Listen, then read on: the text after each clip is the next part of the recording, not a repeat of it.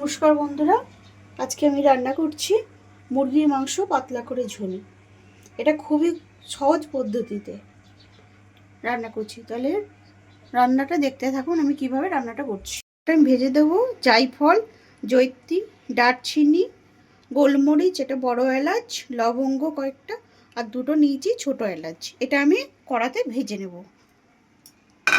গ্যাসটা আমি জ্বালিয়ে দিলাম আর মাংসটা ধুয়ে নেব। তার জন্য গরম জলটা ধুয়ে নেবো বলে আমি একটুখানি গরম জল বসিয়ে দিলাম। আচ্ছা, একটু গরম জলের মধ্যে যখন জলটা গরম হয়ে যাবে তখন আমি এর মধ্যে এক চিপি ভিনিগার দিয়ে দেবো। তাহলে মাংসর যে আস্তে গন্ধটা থাকে সেটা কেটে যাবে। এটা আমি একটু লাল করে ভেজে নেব, তারপরে এটাকে আমি শিলে বেটে নেব। এটা আমার ভাজা হয়ে গেছে, নামিয়ে নিলাম। এবার আমি কড়াতে তেলটা দিয়ে দিচ্ছি পেঁয়াজটা ব্রাস্তা করার জন্য। জলটা গরম হয়ে গেছে, আমি এর মধ্যে এক ঢাকনি ভিনিগার দিয়ে দিলাম। এটা দিয়ে এবার আমি মাংসটাকে ধুয়ে নেব, মানে ভিজিয়ে রাখবো, তারপরে আবার পরিষ্কার জল দিয়ে ধোবো।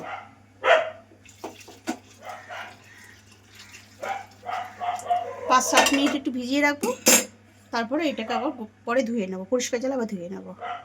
আর কড়াটা গরম, তেলটা গরম হয়ে গেছে, আমি এই যে পেঁয়াজটা ছেড়ে দিলাম। আচ্ছা, এখানে আমি নিয়ে নিচ্ছি মশলার জন্য একটু আদা নিয়েছি, 10-15 গ্রাম মতন আদা নিয়েছি, 5টা রসুন নিয়েছি, 4টে লঙ্কা নিয়েছি, আর 1.5 খান এখানে পেঁয়াজ নিয়েছি। এটা আমি বেটে দেবো মশলাটা মিক্সিতে।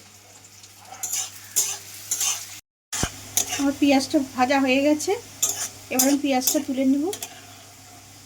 নিয়েছি ভেজে, এবার আমি নুন হলুদ মাখিয়ে রেখেছিলাম আলুটাকে, এবার ছেড়ে দেবো। একটু আলুটা ভেজে নেবো, তো আলুটাকে একটু আমি লাল লাল করে ভেজে নেবো।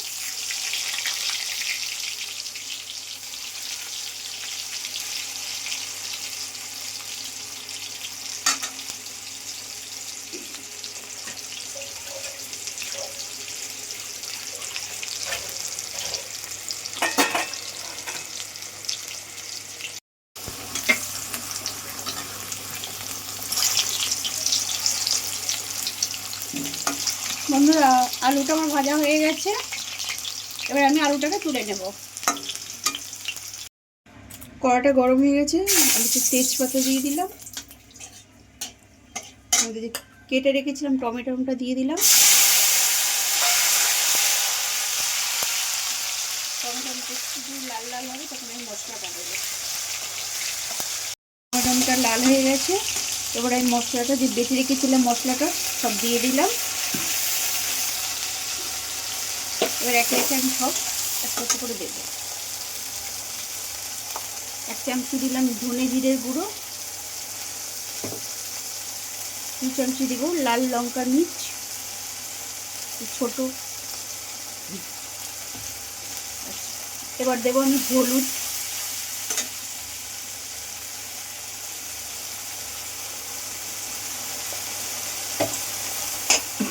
এবার দেবো নুন,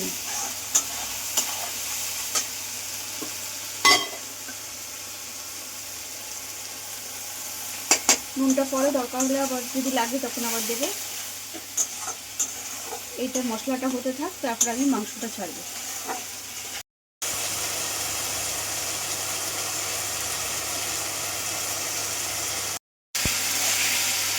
মশলাটা কষে গেছে, এবার আমি মাংসগুলো যে ধুয়ে রেখেছিলাম মাংসগুলো একটা করে আমি দিয়ে দেবো, দিয়ে এর সাথে আমি কষাতে থাকবো।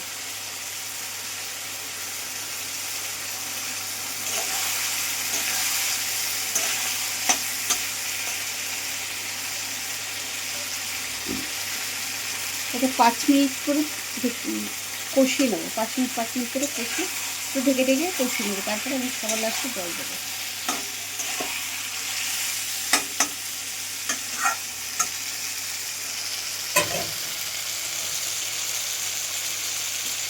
এটা কষে এসছে, এবার আমি আলুগুলো দিয়ে দেবো।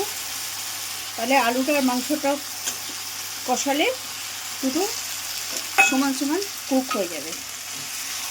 আর আমি এদিকে একটু গরম জল বসিয়ে দিয়েছি, আমি গরম জলটা দিয়ে দেবো মাংসটা কষা হয়ে গেলে। দুটো একসাথে ভালো করে আমি কষিয়ে নিচ্ছি, তারপরে গরম জলটা দেবো।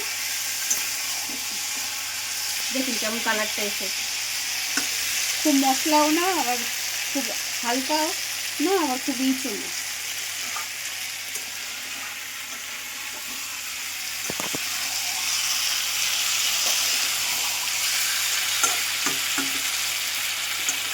দেখুন ফুটে গেছে, আমি এবার গ্যাসটাকে এটা আস্তে করে দেবো, দিয়ে আমি এটাকে ঢেকে দেবো। আস্তে আস্তে হতে থাক, ততক্ষণ আমি যে ভাজা মশলাটা আমি বেটে নেব। হয়ে গেছে, আমি তুলে নিলাম।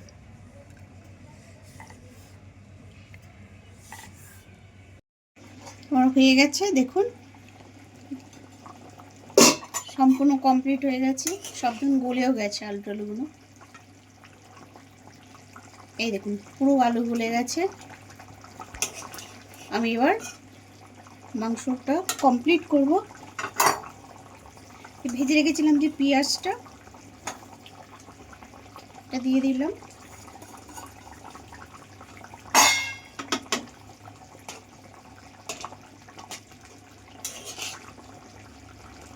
সবার লাস্টে দেব ভাজা মশলাটা, ভাজা দিয়ে গরম মশলাটা ওটা।